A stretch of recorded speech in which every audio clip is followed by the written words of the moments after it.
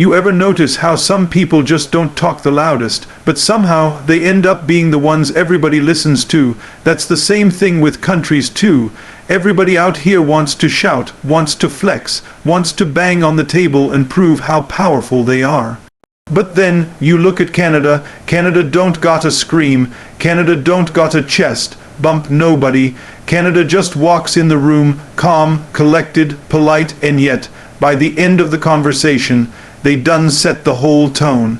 That right there, ladies and gentlemen, is how you win the game.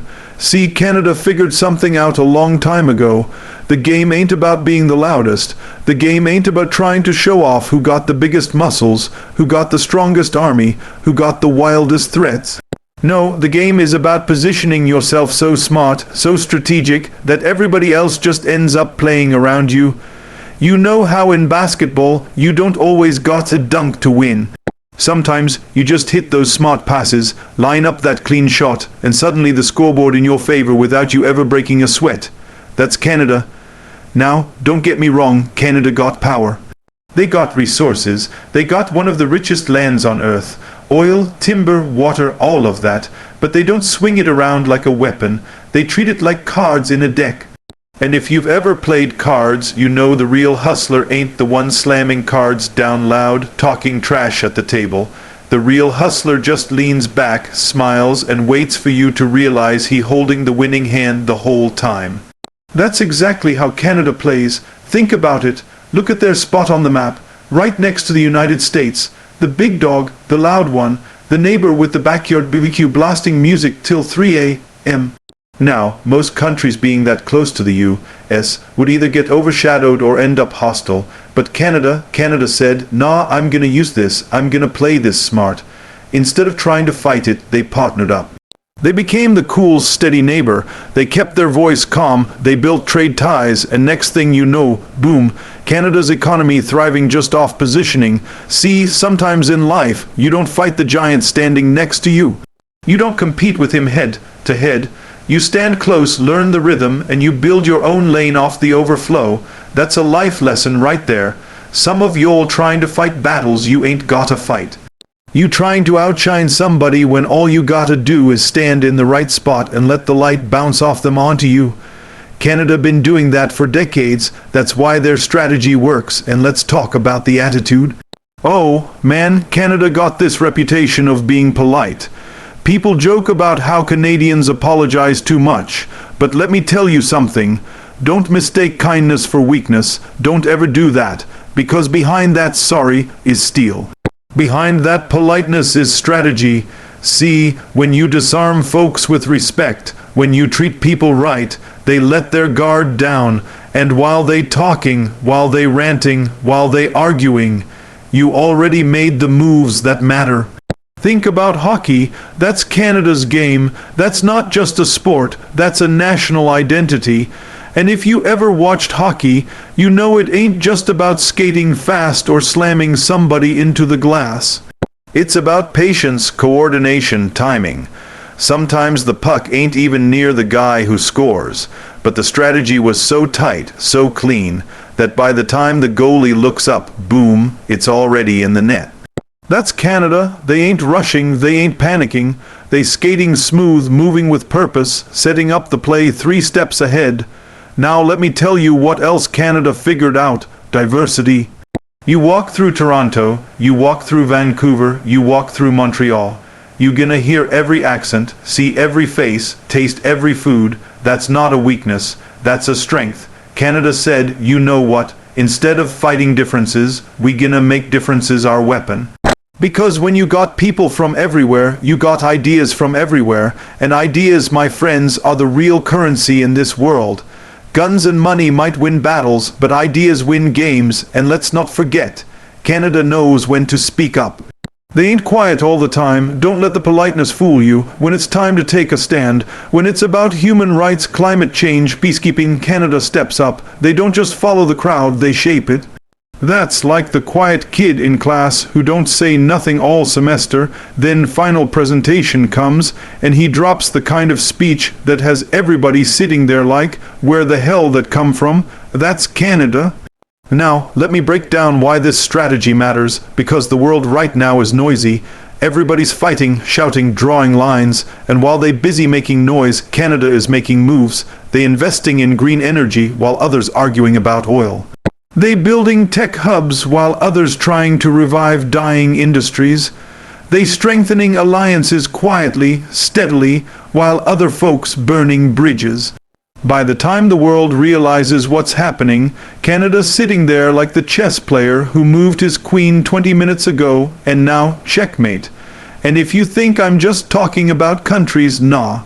I'm talking about you, your life, your grind, your hustle, because the way Canada plays the game is the way you should play your game. You don't gotta be the loudest, you don't gotta be the one everybody's scared of. You just gotta be the one who knows the rules, plays the long game, and makes every move with intention. You build your resources, you strengthen your connections, you protect your reputation, and you stay calm when everybody else losing their minds. That's how you win. See, Canada could have tried to flex. They could have said, we got land bigger than almost anybody, we got resources for days, we got a strong economy. But they don't play that card recklessly. They play it wisely because the game ain't about flexing. It's about longevity. And Canada built for the long run. They built their house solid, not flashy. They built their reputation steady, not shaky. And that's why they winning. Now, I know somebody in the back thinking, but wait, ain't Canada got problems too? Of course, every country got problems, every person got flaws. But the difference is in how you handle them. See, Canada don't deny the issues. They confront them, they debate them, they try to fix them. They not perfect, but they persistent. And persistence beats perfection every single time. Ladies and gentlemen, let me tell you one last truth. In this world, the game is rigged in favor of those who prepare. Not those who shout, not those who scare, not those who show off, but those who prepare. Canada prepared, and because of that, they winning the game. And if you want to win in your own life, you better stop trying to shout people down. Stop trying to prove you the loudest in the room, and start learning from the Canadian playbook. Calm, strategic, polite, patient, but always in control of the board, because when the dust settles, when the noise dies, when the world looks up, just like Canada, you'll be standing there with the win. You know, the funny thing about power is that people think it always has to be loud. They think leadership is about standing on the tallest stage, grabbing the microphone, and shouting until the whole world hears you. They think the strongest person in the room is the one making the biggest noise, throwing their weight around, demanding attention. But real leadership, real influence, that's not how it works. Sometimes the most powerful leader in the room is the one who don't even look like they're trying to lead. The one who listens more than they talk, the one who treats people with respect, the one who moves so quietly, so humbly, that by the time you realize they've been leading, you're already following. That right there is Canada's game. Strategic humility, and let me tell you, it's the reason Canada wins. Humility doesn't mean weakness. Let's clear that up right now. Too many folks confuse humility with being soft. They think if you're humble, you're letting people walk all over you. But nah, humility in the right hands is a strategy. It's the art of keeping your ego in check while still making moves that matter. It's stepping into the room without needing to be the star, but somehow walking out with all the respect. Canada has mastered that. They don't pound the table. They don't try to intimidate. They just show up, play their role with grace, and end up steering the conversation anyway. Now, look at how they deal with the world stage. You got these big powers out here flexing, trying to show who's boss, throwing sanctions, building walls, yelling at press conferences. Meanwhile, Canada walks into these same meetings like the calm neighbor who brought snacks to the barbecue. They keep it polite, professional, even friendly, and you'd think, okay, that's just nice manners. But here's the trick. That politeness disarms people, it lowers the tension, it makes folks open up. While everybody else is busy trying to one-up each other, Canada is busy building trust, and trust, my friends, is more powerful than fear. Fear might make people obey, but trust makes people follow willingly. And that's the kind of leadership that lasts. Think about it like this. If you ever played chess, you know the queen ain't the only piece that matters. The pawn, humble little pawn, can shift the entire board if played right. Canada plays like that pawn, doesn't brag about its moves, doesn't scream, "Look at me." But by the time the game unfolds, you see that little pawn been setting up the victory the whole time.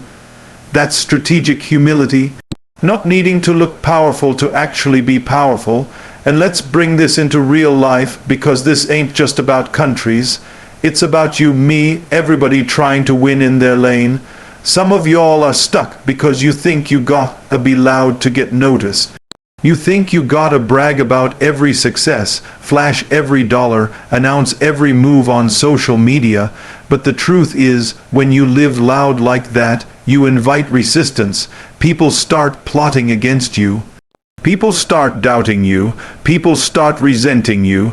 Canada shows us another way. Move steady, move humble, don't provoke unnecessary fights. Just build step by step until the results speak so loud you don't have to. And here's where Canada is smart. They know that being humble doesn't mean being invisible. There's a difference. See, some people think humility is about hiding. No, humility is about being seen for your actions, not your noise. Canada doesn't disappear from the global stage. They're present, active, making decisions, sending peacekeepers, signing trade deals, hosting international summits. But they do it without making people feel threatened. That's the genius. Because when people don't feel threatened by you, they're more willing to work with you. They're more willing to trust you. They're more willing to let you lead without even realizing it. It's the same thing with friendships or business. You ever been around that one person who always gotta be right, always gotta dominate the conversation? After a while, you stop listening to them. But then there's that one person who listens, nods, asks questions, makes thoughtful points. And when they do speak, you lean in because you know it's coming from a place of wisdom, not ego.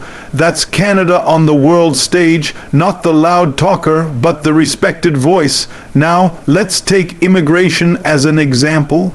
Canada could have been rigid, could have tried to close itself off, could have said, "We're gonna protect our identity by keeping outsiders out." But instead, they approached it with humility.